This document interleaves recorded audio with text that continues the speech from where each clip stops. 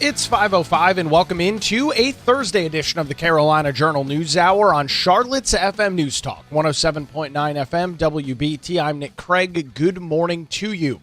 We start off with some pretty significant progress in a story we covered earlier this week on the Carolina Journal News Hour. The Lumbee tribe, as of this morning, is just one signature away from full federal recognition. This is after both the United States House and Senate passed the National Defense Authorization Act, also known as the NDAA, which includes the recognition provision.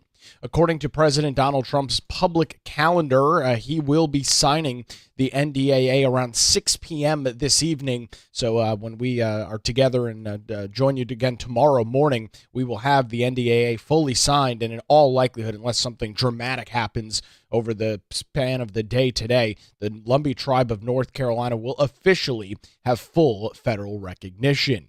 Representative John Lowry, the Republican out of Robeson County, who is also the chairman of the Lumbee tribe, called the recognition long deserved in some posts on social media, saying, quote, "After decades of struggle, advocacy, and prayer, we are now just one step away from the full recognition our people have long deserved. I thank God for this moment and for the strength and unity of our Lumbee people across generations." Lowry noted the significance of this coming to fruition, saying this is not the end. However, it is a new beginning. With recognition comes new opportunities for economic growth, improved healthcare and education, and a stronger voice for our tribe in shaping the future of Indian country. To our ancestors who began this fight and to every Lumbee child today, this victory is for you. One of the lead spearheaders of this effort in the United States House is Congressman David Rouzer. He is the Republican out of the 7th Congressional District. He said in a press release, passage of the Lumbee Fairness Act affords the Lumbee people the full benefits and services long afforded to other federally recognized tribes. I am proud to have worked with my colleagues to make this a reality. This achievement would not have been possible without the steadfast leadership of Chairman John Lowry and the strong support of President Donald Trump. The Lumbee's voice has been heard, and their commitment and perseverance has brought us to this historic moment. Congressman Rouzer did also release a video on social media about the Lumbee tribe, and after it passed the Senate yesterday, before it, as it headed to the desk of President Donald Trump, this is what Congressman Rouzer had to say on social media. Hello, I'm Congressman David Rouzer, and I'm here to report some historic news from our nation's capital today. The Lumbee Fairness Act just passed the United States Senate. Now, it had already passed the United States House, so that means the bill is going to go to the president for his signature. The Lumbee Fairness Act is going to be the law of the land. So first, I want to thank President Donald Trump for his support and his advocacy. We wouldn't be here today without his help. I also want to thank Chairman John Lowry, chairman of the Lumbee tribe, who has done an incredible job, been very persistent, very determined, and worked really, really hard to make this day a reality. You should be proud of him. All the Lumbee people should be so proud of John Lowry's work, and they should be proud of themselves for all that they have done to make today a reality.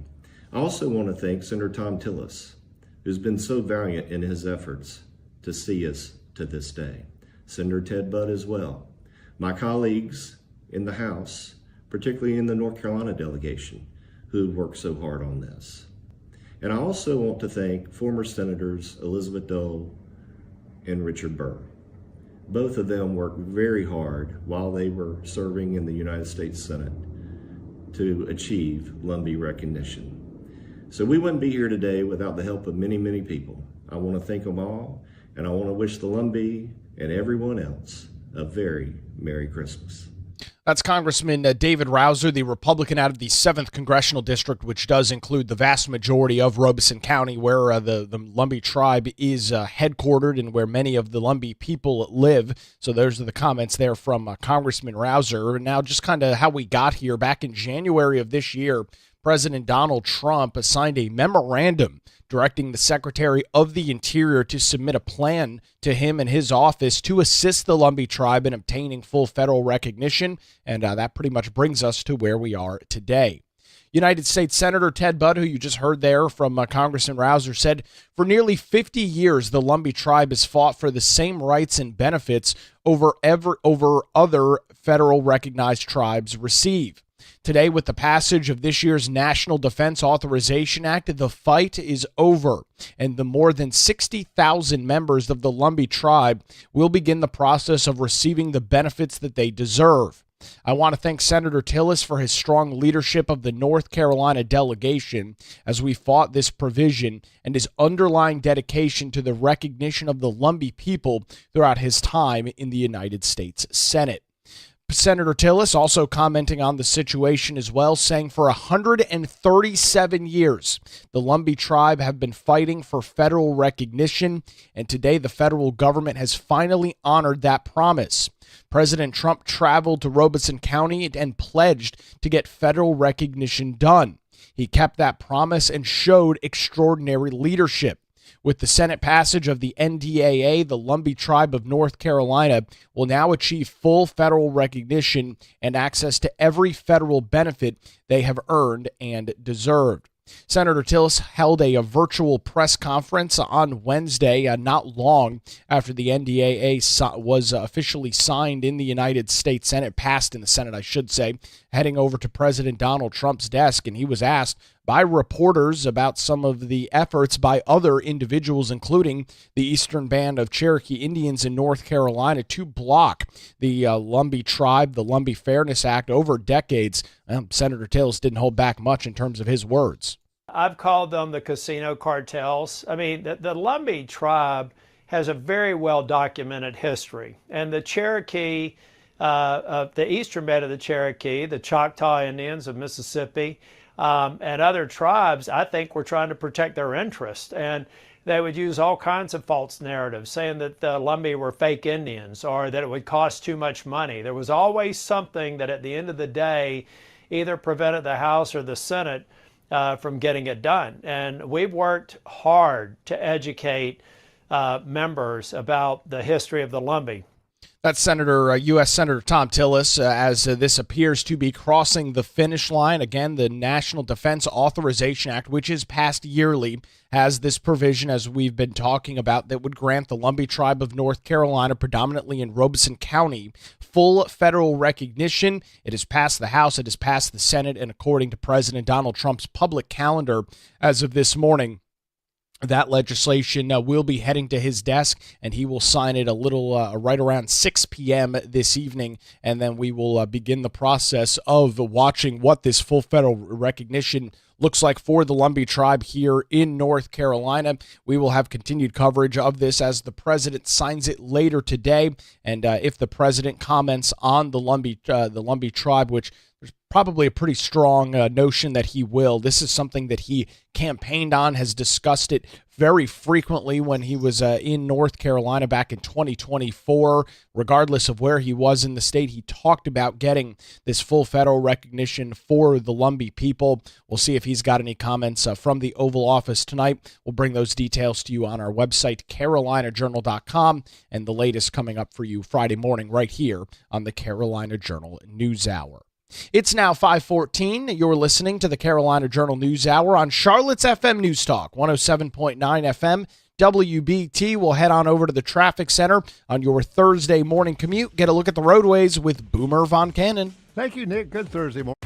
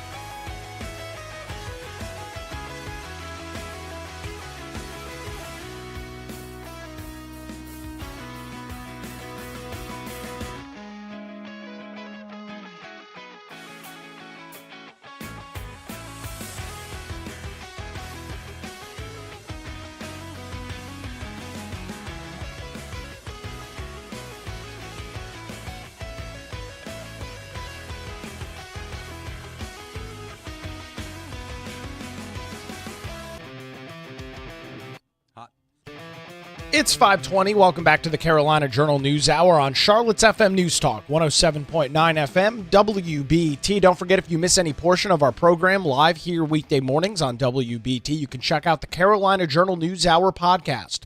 It's available in Google Play, Apple Podcasts, Spotify, anywhere you get your shows. Search for the Carolina Journal News Hour, tap the subscribe or follow button, and you'll get a new show delivered each and every weekday morning. You can also watch the show live and on demand by visiting our Carolina Journal YouTube channel. That link is over on our website, carolinajournal.com. There is an entity in North Carolina called NCORR. That's the North Carolina Office of Recovery and Resiliency. It was spawned after Hurricanes Matthew and Florence left a pretty big swath of destruction in the eastern half of North Carolina. And over the last 8 or 9 years, it has been nothing but a complete and total mess in terms of the state agency. To walk us through some new details this morning on a new report out from State Auditor Dave Boliek's office and a recent hearing with the North Carolina General Assembly, Teresa Opeka joins us on the Carolina Journal News Hour. Teresa, we've talked about NCORR in the past. This is not, unfortunately, a new story that we're passing along to our audience this morning. However, we have some more insight now as to what went wrong multiple years ago in the state of North Carolina. What's the latest that you're following? Yeah, good morning, Nick. Thanks for having me. It's definitely nothing new. Going over some of the, from what we've already heard over the past few years with different hearings that have come up on NCORR. But State Auditor Dave Boliek did release a report on Wednesday and appeared at a General Assembly hearing on Thursday to outline the report and talk about what went wrong, also some recommendations as well. Basically, this all occurred from Hurricanes Matthew and Florence, 2016, 2018. NCORR was created in 2018 by former Governor Roy Cooper to help with the rebuilding process from those hurricanes. And what Auditor Boliek called, those were disasters, and NCORR was a third disaster. He made no bones about that during the hearing, and also said this has been a logistical nightmare for all the families that are involved. I mean, there's people still who do not have a home nearly a decade later. It's getting better, but there's still many who do not have a home. In fact, we found out on Thursday that Representative Carl Gillespie of Macon County said there are still 328 families in the program, and 74 of those homes will most likely not be completed by the end of the year, despite a promise from NCORR's new director, Pryor Gibson. He became director at the end of last year. So still waiting on the completion. Things have gotten better, but it's still kind of a mess at this point. I mean, Teresa, you would almost have to suspend reality to get yourself into the mindset that almost 10 years after Hurricane Matthew affected portions of eastern North Carolina, people who have been living in hotel rooms or rental houses being shuffled back and forth. I mean, there's no other way to describe this but an abysmal failure of state government. Oh, most definitely. To going through some of the things that, Auditor Boliek had in the report, basically nearly $785 million was paid to vendors without any reconciliation or oversight. And also NCORR spent more, of course, we're going to the top line figure, more than $1 billion of taxpayer money. That included $709 million from CDBG money from the federal government, and also $297 million from state appropriations. And the money, not money. The process for people when they went through was an 8-page step. Like, people had to fill out 8 pages, jump through hoops to get all this stuff done. Each step, he said, took a minimum of 100 days. Grant determination took another 2.5 years. And then finally, it was 4 years before anybody started work on a house. 4 years after that process. It's just an unbelievable situation that we've heard a lot. I said information before, but there's been new information like this being revealed during the hearing and the press conference he had on Wednesday. Just unbelievable. Yeah, and the report is very lengthy, Teresa. And again, as you noted, we have gotten some little sneak peeks into what's been going on behind the scenes at NCORR. But this new audit from Dave Boliek's office, it's 509 pages, I think is the exact number on it. It is a very lengthy report, and it walks through essentially step by step how we got into this issue. One of the things that I found almost unbelievable was that the state and NCORR spent $25 million getting an instance of Salesforce set up. Teresa, once they set that up, they still weren't tracking payments correctly, mismanagement of funds all over the place. Remarkable that you could spend that much money setting up a piece of software and then just frankly not use it. And as State Auditor Boliek noted in a Wednesday press conference, never bothered training anybody how to use it either. What a waste of money. Yeah, it was. But he says, don't throw the baby out with the bathwater. I think that's the old saying. It's a good program. It just wasn't used correctly. And he said, actually, that's the equivalent to almost how much his office gets on a yearly basis for appropriations. So imagine 25 million. So yeah, just a waste of money. They had two other programs as well. I want to backtrack on one thing, talking about the families and all the process they were going through. They spent nearly 75 million on temporary housing for these families. That's an average of 230,000 per household. That could have built a house for somebody, and that was brought up in the hearing on Wednesday by Senator Buck Newton of Wilson County. He basically said the same thing. You could build houses for that amount of money. So you got Salesforce, you got the temporary housing money that was used. Again, it's just, you want to call it a train wreck. It was really a train wreck. Well, and not only, Teresa, could you have used that money to rebuild houses, I mean, the state could have just cut these people checks and said, go buy a brand new house. At the time before the housing market got so inflated, in many of these rural eastern North Carolina counties where a lot of those 328 homes that still need to be repaired, I would imagine those are probably in more rural areas of eastern North Carolina. These individuals could have just bought houses. The state could have cut them checks, and we would have been done with this 7 years ago. But here we are, and as you just reported, the idea that some of these individuals still will not be back in either their original homes that have been rehabilitated or brand new homes when the calendar flips over to 2026 is a miserable situation. Yeah, it most definitely is. I know Prior Gibson did also testify at Thursday's hearing, said that they are hopeful, this is stressing hopeful, that they will have all of this completed by next October, before the end of the next legislative session. That's coming from him. So stay tuned for that. But yeah, I mean, at this point, people should all be back in their homes or new homes at this point. We'll continue the conversation with Teresa Opeka from CarolinaJournal.com coming up after this. You're listening to the Carolina Journal News Hour. Where it's now 5:28 on Charlotte's FM News Talk, 107.9 FM WBT. We'll head back on over to the traffic center, get a look at the roadways on your early Thursday morning commute with Boomer Von Cannon. Hey, thank you, Nick. Looking over.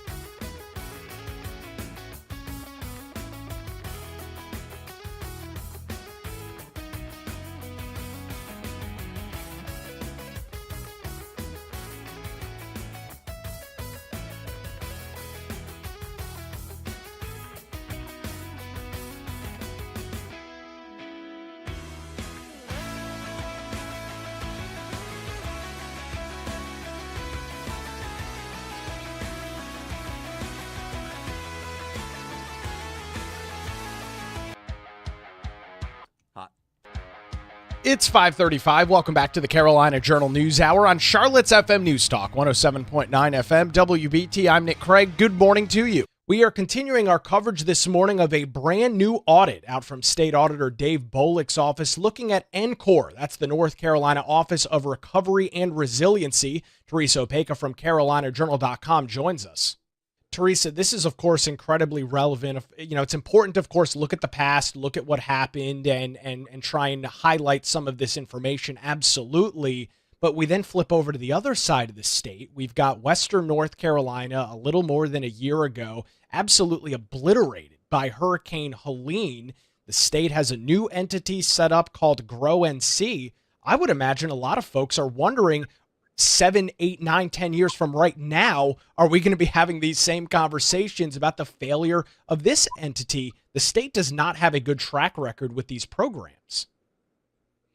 No, it most definitely doesn't. And that's what Auditor Boliek talked about. He did say, he did talk about Grow and See a little bit, saying they still need some time to actually go through the process and see how they're going to be doing before he was going to take a look at it. I think they they've had some hearings in the legislature about it. But he said, we had the one entity, NCORR, now you've got Grow and See. And if we have another disaster come up in the future, are you going to have a third entity? He said that would be ridiculous, but you're right. And see how they're going to be doing out there in Western North Carolina, maybe lessons learned from the mess here in Eastern North Carolina with NCORR. So it's the old time will tell thing, but hopefully people have heard enough about this in the last few years and have learned a few lessons from it. Well, and the other reason that this is incredibly relevant is earlier this year, we heard some rumblings up in the Oval Office in Washington, D.C., that the Trump administration might look at essentially dissolving FEMA and turning it into nothing but a grant writing facility, meaning that there would be no FEMA employees that are on the ground in the immediate aftermath of a storm. It would be state or local officials with funding from the federal government. Teresa, if you set up that situation in North Carolina right now, I don't think folks would have a lot of confidence that the state could handle something like that. You're right. I don't think they would either. It just like you just said, the track record that the state has. I believe that the one who was overseeing FEMA at the moment, he quit this week or last week in DC. So but to leave it to North Carolina to handle all on its own at this point, I really don't think the state's ready. I think they're, all of this is good. These are all positive steps. And that's what Auditor Boliek said too. He says, this isn't all pointing fingers. He says he wants to be proactive and get things moving in the right direction so we don't have another problem like this in the future. But at this point, I don't think the state is 100% on board to handle this themselves. And, people do want the backing from the federal government when it comes to things like this. I mean, it's just... right now it would not be a good situation for the state to take all this on its own. And Teresa, I think it is important to note, however, that other states have been able to manage this. Now, of course, geography is very different. Florida would, of course, be the example that you would look at. Florida has more hurricanes more often than North Carolina does. And so they're obviously a little bit more adept at dealing with that. But even just to our south, in South Carolina, they dealt with very similar impacts from Hurricanes Matthew and Florence. Teresa, these same issues are not happening in the Palmetto State this morning. No, they're not. In fact, it did a story last year. It was a 2-part series or earlier this year about how other states compare to North Carolina for hurricane recovery. We did spotlight South Carolina and Florida, and they've done phenomenal jobs. There was somebody who I think it was Colonel Sanderson. He was part of a project in South Carolina, testified early on at one of these NCORR hearings and said what NCORR was doing wrong and what they did right, not being obnoxious about it, but just giving proactive steps to say, this is what you could do. I think they get some guidance from him later on. We talked to a professional in Florida about what they have done for, he helped out with Hurricane Katrina, a lot of lessons learned from that, and, all the different steps that could be taken. Even in this article that we have this morning on CarolinaJournal.com, we went back for an article we had previously, how many times that there was help being given to NCORR and they refused to listen or refused to take any suggestions. So, other states have done a really good job with it. This is obviously going to continue to be a major situation to follow, not only the folks in the East that are still the 328 individual households that are still waiting to get back on their feet and get back into their homes, but as we watch some of the recovery and relief efforts out in Western North Carolina. Teresa, thanks for all the information and insight this morning. We greatly appreciate it. You can get additional coverage over on our website, carolinajournal.com. Teresa Opeka joins us on the Carolina Journal News Hour. And keeping our thread on hurricane recovery and things relating to natural disasters, earlier this week, back on December the 15th, U.S. Representative Tim Moore, he is the Republican out of North Carolina's 14th Congressional District, introduced House Resolution 6639. This is called the Streamlining Authorization for Listed At-Risk Marine and Aquatic Natural Disaster Emergency Resources, or the Salamander Act. That's the acronym for this legislation. The bill would expedite the permitting process for the U.S. Army Corps of Engineers for recovery work following a natural disaster. U.S. Representative Chuck Edwards, the Republican out of North Carolina's 11th Congressional District, is also a co-sponsor. Congressman Moore said in a recent press release, after Hurricane Helene, recovery efforts in western North Carolina hit bureaucratic delays that slowed down critical work like dredging and debris removal. The Salamander Act cuts through that red tape so that communities can start rebuilding immediately while still protecting vulnerable habitats. This legislation would allow the Corps of Engineers to fast-track certain permits for natural disaster recovery projects. It would include things like cleaning debris and dredging rivers.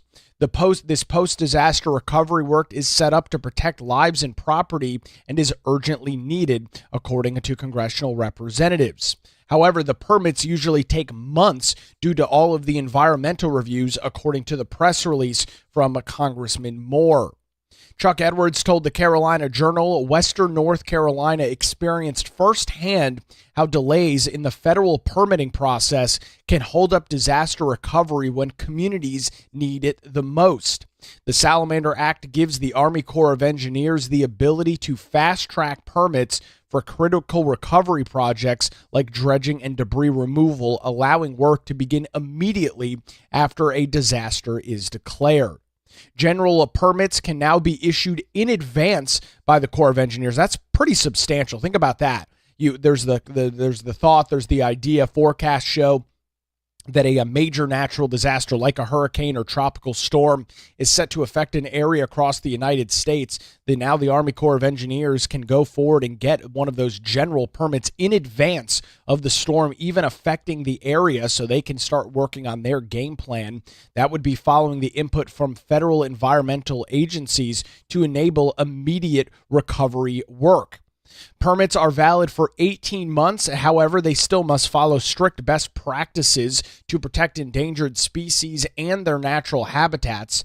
The bill would also require the Corps of Engineers to work with state wildlife officials to create clear guidelines nationwide, thereby streamlining the process across the country, regardless of what state is dealing, unfortunately, with a natural disaster. The bill reads in part, timely repair and restoration of damaged property and assets after a natural disaster are essential for public safety, economic stability, and swift return of private property to their rightful owners. We have seen this a lot as it relates to natural disasters in North Carolina. Of course, a lot of preparation leading up to the storm, and then a lot of red tape, a lot of bureaucratic delays all over the board, whether we're talking about some of the concerns and frustrations over statewide entities. We were just talking about NCORR, the North Carolina Office of Recovery and Resiliency, with Teresa Opeka and the mess that program has been now for 8 or 9 years across North Carolina. While things do look to be progressing at least better than they did initially with NCORR out in western North Carolina, there are still a lot of questions and a lot of concern really across the board over these disaster relief programs at both the state and federal level. You can read some additional coverage this morning on this House Resolution 6639 being introduced by Congressman Tim Moore, one of the co-sponsors there, Chuck Edwards, the Salamander Act as it's known. Those details are over on our website this morning, carolinajournal.com. You can also head on over to our website and search for NCORR. That's the North Carolina Office of Recovery and Resiliency. We have had a lot of coverage in the last couple of years on NCORR. All of those details over on our website, carolinajournal.com. It's now 5:45 on the Carolina Journal News Hour. Charlotte's FM News Talk, 107.9 FM WBT. We'll head back to the traffic center, get another look at the roadways with Boomer Von Cannon. Hey, thank you, Nick.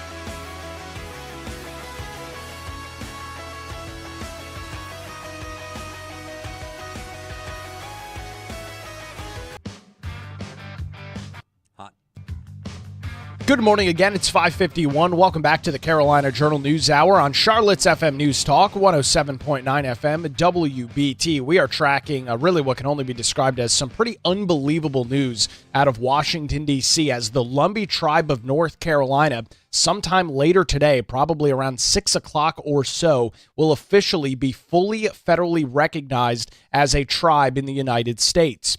This is after both the United States House and Senate in the last week and a half or so have passed the National Defense Authorization Act, or the NDAA, which includes the recognition provision to grant the Lumbee tribe that full federal access. Representative John Lowry of the North Carolina House, he represents Robeson County, and he's also the chairman of the tribe, called the recognition long deserved in some posts on social media. He said after decades of struggle, advocacy, and prayer, we are now just one step away from full federal recognition our people have long deserved. I thank God for this moment and for the strength and unity of our Lumbee people across generations. He continued in his statement saying this is not the end, it is a new beginning. With recognition comes new opportunities for economic growth, improved health care, and education, as well as a stronger voice for our tribe in shaping the future of Indian country. To our ancestors who began this fight, and to every Lumbee child today, this victory is for you. And this has been a very long process for the Lumbee tribe of North Carolina, receiving their state recognition back in the late 1800s here in North Carolina. Partial federal recognition back in the 1950s. Since that period of time, the Lumbee tribe has been advocating both across the state and in Washington, D.C. for that full federal recognition, and President Donald Trump promised during the 2024 campaign trail that he would make federal recognition a reality for the Lumbee people in Robeson County, and well, promises made, promises kept on that. Back in January, the president has signed a memorandum directing the Secretary of the Interior to submit a plan to walk through how this process would work for the Lumbee tribe in obtaining full federal recognition, and the vehicle and the avenue for that would appear to be the NDAA. Congressman David Rouser out of the 7th Congressional District, which covers the vast majority of the Lumbee tribe here in North Carolina, said passage of the Lumbee Fairness Act affords the Lumbee people the full benefits and services long afforded to other federally recognized tribes. I am proud to have worked with my colleagues to make this a reality. This achievement would not have been possible without the steadfast leadership of Chairman John Lowry and the strong support of President Trump. The Lumbee voice has been heard, and their commitment and perseverance has brought us to this historic moment. Some other reaction from the United States Senate, where the NDAA did pass on Wednesday. U.S. Senator Ted Budd saying for nearly 50 years, the Lumbee tribe has fought for the same rights and benefits that every other federally recognized tribe receives. Today, with our passage of this year's National Defense Authorization Act, this long fight is over, and the more than 60,000 members of the Lumbee tribe will begin the process of receiving the benefits that they deserve.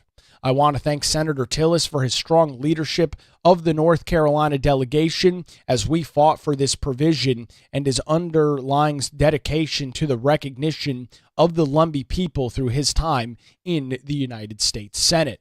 Senator Tillis commenting on this as well. It's something he has talked about for quite some time, but was unable to get over the finish line, except for, of course, right now. He wrote, for 137 years, the Lumbee tribe have been fighting for federal recognition. And today, the federal government has finally honored that promise. President Trump traveled to Robeson County and pledged to get federal recognition done. He kept that promise and showed extraordinary leadership. With the Senate passage of the NDAA, the Lumbee tribe of North Carolina will now achieve full federal recognition and access to every federal benefit they have earned and deserved. Senator Tillis did hold a virtual press conference on Wednesday and was asked by reporters what was the delay, why did a process like this take so long, and he wasted no time pointing the finger at other tribes, including the Eastern Band of Cherokee Indians. Here's Senator Tillis. I've called them the casino cartels. I mean, the Lumbee tribe has a very well-documented history, and the Cherokee, the Eastern Band of the Cherokee, the Choctaw Indians of Mississippi, and other tribes, I think, were trying to protect their interest. And they would use all kinds of false narratives, saying that the Lumbee were fake Indians or that it would cost too much money. There was always something that at the end of the day either prevented the House or the Senate from getting it done. And we've worked hard to educate members about the history of the Lumbee. That's United States Senator Tom Tillis in a press conference yesterday after the passage of the NDAA in the United States Senate. According to the public calendar for President Donald Trump this morning, he is set to be in the Oval Office at 6 p.m. this evening.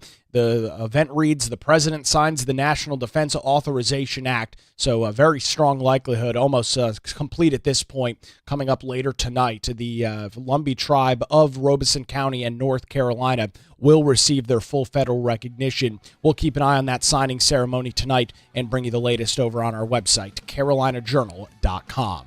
That's going to do it for a Thursday edition. WBT News is next, followed by Good Morning BT. We're back with you tomorrow morning, 5 to 6, right here on Charlotte's FM News Talk, 107.9 FM, WBT.